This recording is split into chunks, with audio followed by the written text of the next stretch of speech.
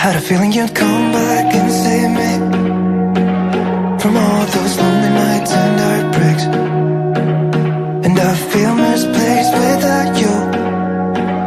Why don't we go back to, why don't we go back to, never wanted to end it like we did. I guess shit happens for a reason, but it's like something feels different from back then. Why don't we go back to, why don't we go back to, honestly I'm open wide. I don't feel like waking up without you by my side. I still see your silhouette. Why don't we go back to, why don't we go back to your bedroom?